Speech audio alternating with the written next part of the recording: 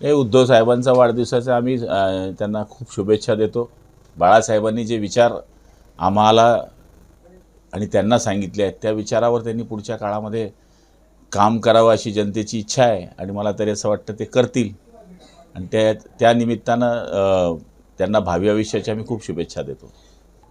आता काय कशा करता धन्यवाद मला तर काही माहीत नाही, पण शेवटी चांगले निर्णय झाले हे आजच झाले. मोदीजींच्या काळात तर असं नाही आहे. मला तरी असं वाटतं की एका निर्णयापेक्षा पूर्ण केलेले जे कामं आहेत त्या बाबतीमध्ये जर कार्यक्रम झाला असता तर आणखी जास्त मजा आली असती.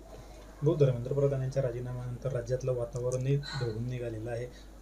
देवेंद्र फडणवीस यांना तातडीने दिल्लीत बोलवण्यात आलं होतं आणि संजय राऊतांचं असं म्हणणं आहे की त्यांची शिक्षण मंत्रीपदी भविष्यात वर्णी लागू शकते. ते त्यांना माहीत असेल, कारण की संजय राऊत म्हणजे हे गुप्त वार्ता हेरचे अधिकारी आहे, तर त्यामुळे त्यांना बाकी गोष्टी कळत असतात.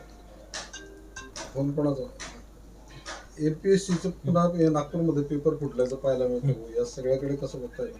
नाही, हे होताच कामा नये आणि असे जे कोणी आहे त्यांच्यावर कडक कारवाई झाली पाहिजे, कारण की विद्यार्थी वर्ष स्ट्रगल करतात आणि मग अशामध्ये आत्महत्येचं प्रमाण वाढतं आहे. आपल्याला आपण बघतो की तरुणांच्या आत्महत्या बऱ्याच प्रकरणामध्ये, मग एखाद्या वेळेस लग्न जमत नाही म्हणून आत्महत्या आहे, MPSCमध्ये नापास होतं आहे त्याच्याकरता आत्महत्या आहे.